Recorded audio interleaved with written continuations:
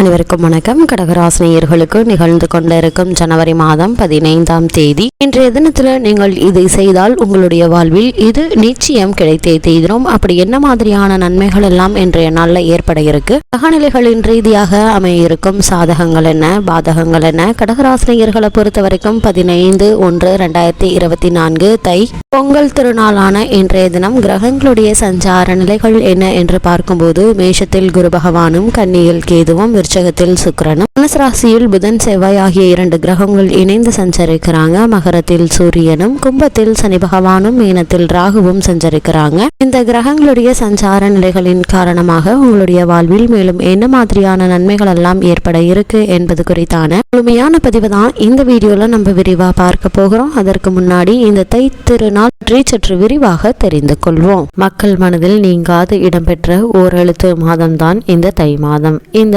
மாதத்தில் ராஜ கிரகமான சூரியன் மகரத்தில் சஞ்சரிக்கும் உத்தராயண காலமாகும். எனவேதான் இந்த மாதத்தின் முதல் நாளில் பயிர்களையும் உயிர்களையும் பாதுகாக்கும் கதிரவனுக்கு நன்றி செலுத்தும் பொருட்டு பொங்கலிட்டு போற்றுகின்றோம்.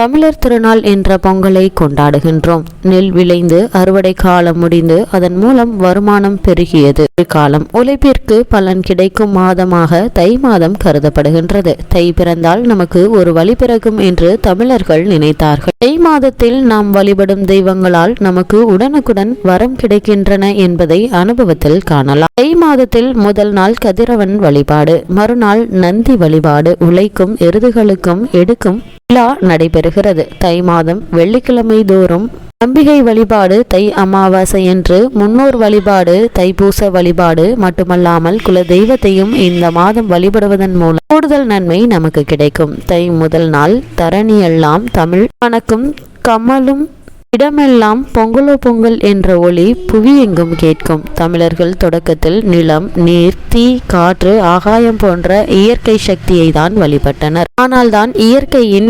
பாதிப்புகளிலிருந்து அவர்கள் விடுபட்டனர். அந்த வகையில் சூரியனை அதன் சுழற்சி மாறும் தினத்தில், அதாவது தட்சாயணத்திலிருந்து உத்தராயணமாக மாறும் தினத்தை மகிழ்ச்சி பொங்க கொண்டாடினர். இதுதான் தேவர்களின் விழிப்புணர்வு காலம் என்று வர்ணித்தனர். எனவே இந்த நேரத்தில் நாம் தெய்வங்களை வழிபடும் போது உடனுக்குடன் வரங்கள் கிடைக்கின்றன, வளங்கள் சேருகின்றன என நம்பினார்கள். நாமும் விழிப்புணர்ச்சியோடு இருக்கும் நேரத்தில் செய்யும் செயல்களில் வெற்றி கிடைக்கிறதல்லவா? அதே போல தெய்வங்களும் விழித்து கொண்டிருக்கும் நேரத்தில் நாம் வழிபாட்டை முறையாக மேற்கொண்டால் கேட்ட வரங்கள் கிடைக்கும். எனவே அனைவருக்கும் யோக பலம் பெற்ற நாளில் இஷ்ட தெய்வங்களுக்கு ஆலய வழிபாடுகள் என்று வழிபட்டால் எதிர்காலம் இனிமையானதாக அமையும். தை வெள்ளி தோறும் பெண்கள் விரதமிருந்து அம்பிகையை வழிபடுவதும் நம்பிக்கையை வழங்கும். இதனால் பொருளாதார நிலை உயரும், பொன் பொருள் சேர்க்கை ஏற்படும். அன்றைய தினம் இனிப்பு பொருட்களை மட்டும் உட்கொண்டால் வாழ்க்கை இனிப்பாக இருக்கும். வெள்ளிக்கிழமை விரதத்திற்கு பலன் தரும் மாதம் இது.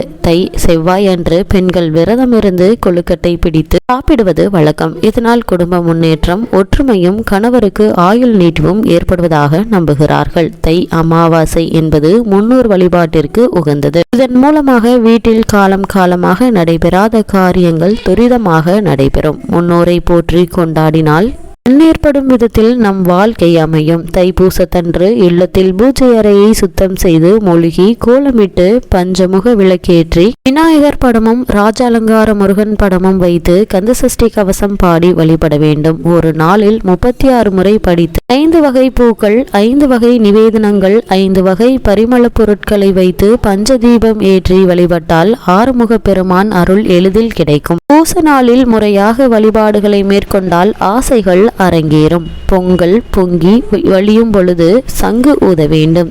எங்கள் வாழ்வும் எங்கள் வளமும் மங்காத தமிழொன்று சங்கே முழங்கு என்கிறார்கள். சங்கு முழங்கும் மாதத்தில் எங்கும் மகிழ்ச்சி பொங்க இறை வழிபாட்டை மேற்கொள்ளலாம். இந்த தை மாதத்தை பொறுத்த வரைக்கும் தை 1ஆம் தேதி தமிழர் திருநாளாம் தங்கநிகர் பொங்கல் திருநாள், அதாவது 15/1/2024 திங்கட்கிழமை அன்று வருகின்றது. அன்றைய தினம் காலை 9:30 மணி முதல் 10:30 மணிக்குள் பொங்கல் பானை வைப்பது நல்லது. வீட்டில் வயது முதிர்ந்தவர்கள் மஞ்சள் கொத்து கட்டிய பானையை கையில் எடுத்து கிழக்கு நோக்கி நின்று சூரியனை வழிபட்டு அதன் பிறகு அடுப்பினை 3 முறை சுற்றி அந்த பானையை வைக்க வேண்டும். பானையில் வண்ணமயமான கோலமிட்டு விட்டிருப்பது நல்லது. பானை வைக்கும் பொழுது சங்கு ஊத வேண்டும். பின்னர் பால் பொங்கும் பொழுதும் படைக்கும் பொழுதும் சங்கு ஊதி வழிபட வேண்டும். பால் பொங்கும் பொழுது பொங்கலோ பொங்கல், மகர சங்கராந்தி பொங்கல் என்று 3 முறை சொல்லி பலவிதமான காய்கறிகளை சேர்த்து கூட்டு குழம்பு வைத்து படைத்து வழிபட வேண்டும். படைக்கும் பொழுது சூரியன் இருந்து சாப்பிடும் விதத்தில் சூரியனின்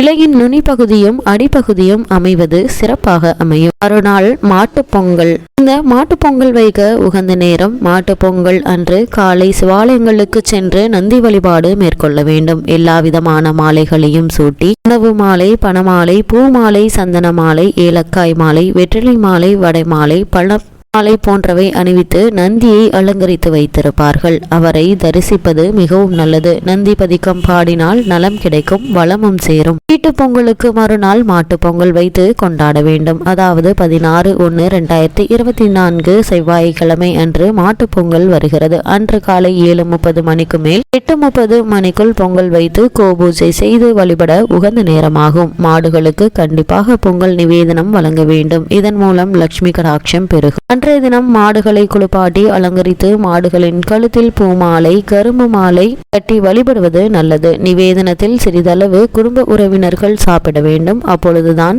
தளித்து உழைத்து வாழும் குணம் நம்மை வந்து சேரும் என்பது ஐதீகம். இவ்வளவு மேன்மைகளை கொண்ட இன்றைய நாள்ல கடகராசினியர்களுக்கு மேலும் என்ன மாதிரியான சாதகங்கள் எல்லாம் ஏற்பட இருக்கு என்று பார்க்கும்போது, இன்றைய நாள்ல உங்களுடைய ராசிக்கு சூரியன், புதன், செவ்வாய் இணைந்து ராசிக்கு 6ஆம் இடத்தில் இருக்கிறார்கள். அது மட்டும் இல்லாமல் சூரியன் உங்களுடைய ராசிக்கு 7ஆம் இடத்திற்கு சென்று சஞ்சரிப்பதால எண்ணற்ற நன்மைகள் உங்களுடைய வாழ்வில் ஏற்படக்கூடிய ஒரு தருணமா இன்றைய நாள் அமைஞ்சிருக்குதுங்க. அஷ்டம சனி தனது ஆட்சி வீடான கும்பராசியில் சஞ்சரிக்கிறாருங்க. லாபாதிபதி சுக்கிரன் உங்களுடைய ராசிக்கு 5ஆம் வீட்டில் இருப்பதால இவ்வளவு நாட்களாக கணவன் மனைவிக்குள் ஏற்பட்டு வந்த சண்டை சச்சரவுகள், அபிப்பிராய வேதங்கள், தேவையில்லாத மனக்குழப்பங்கள் அனைத்துமே நீங்கி இருவருக்குள்ளும் அன்பும் அந்யோன்யமும் உங்களுடைய உறவும் நன்றாகவே இருக்குங்க. இன்றைய நாளை பொறுத்த வரைக்கும் உங்களுக்கு வருமானம் அதிகரிப்பதற்கான சாத்தியக்கூறுகள் அதிகம் இருக்குது என்பதால உங்களுடைய வருமான சம்பந்தமான முன்னேற்ற விஷயங்களை இன்றைய நாளில் நீங்கள் மேற்கொள்ளும் போது என்ற நன்மைகள் உங்களுடைய வாழ்வில் ஏற்பட இருக்குது. குறிப்பாக கலைத்துறை நண்பர்களுக்கு புதிய வாய்ப்புகள் கிடைக்க இருக்குதுங்க.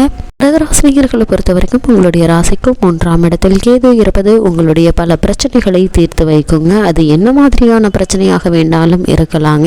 இன்றைய காலகட்டங்களில் நன்முறையில் தீர்ந்து முன்னேற்றமே ஏற்பட இருக்குது. எதையும் சற்று நிதானமாக கவனித்து சிக்கல் வளராமல் செய்து கொள்வீங்க. அதே மாதிரி குழந்தைகளால் சந்தோஷம், நிம்மதி உண்டாகக்கூடிய ஒரு காலகட்டமாகவும் இன்றைய நாள் அமைய இருக்குதுங்க. ஆன்மீக பயணம், தெய்வ தரிசனமும் இன்றைய நாள்ல உங்களுக்கு கிடைக்க இருப்பது என்ற மகிழ்ச்சியை ஏற்படுத்தக்கூடிய ஒரு தருணமா இன்றைய நாள் அமைய இருக்குதுங்க. கடகராசினியர்களை பொறுத்த வரைக்கும் இந்த 15/1/2024 இன்றைய தினத்துல மேலும் என்ன மாதிரியான விஷயங்களுக்கு நீங்கள் சற்று கவனமாக இருக்க வேண்டும் என்று பார்க்கும்போது, அஷ்டமத்தில் சனி இருப்பதாலும் 6ஆம் இடத்தில் சத்ருஸ்தானத்தில் புதன், செவ்வாய் ஆகிய முதலிய கிரகங்கள் இருப்பதாலும் பிறர் விஷயத்துல எக்காரணத்தை முன்னிட்டும் தலையிட வேண்டாங்க. அதே மாதிரி தேவையில்லாத வீண் வாக்குவாதங்களை மேற்கொள்ள வேண்டாம். நீங்கள் உண்டு, உங்களுடைய வேலை உண்டு என்று இருப்பது நல்லது. கடகராசினியர்களுக்கு கிரக நிலைகளின் ரீதியாக கூறப்படும் பரிகாரம் என்ன என்று பார்க்கும்போது, உங்களுக்கு பிடித்த இஷ்ட தெய்வ கோவிலில் நெய் தீபம் ஏற்றுங்க. இணையற்ற நிம்மதி கிடைக்கும். குறிப்பாக உங்களை பொறுத்த வரைக்கும் 13ஆம் தேதி தொடங்கி 16ஆம் தேதி காலை வரை சந்திராஷ்டமம் இருக்குங்க. குறிப்பா 15ஆம் தேதி சந்திராஷ்டமம் இருப்பதால தேவையில்லாத வீண் வாத பிரதிவாதங்களில் ஈடுபட வேண்டாம் என்பதை கிரக நிலைகள் உங்களுக்கு அறிவுறுத்துது.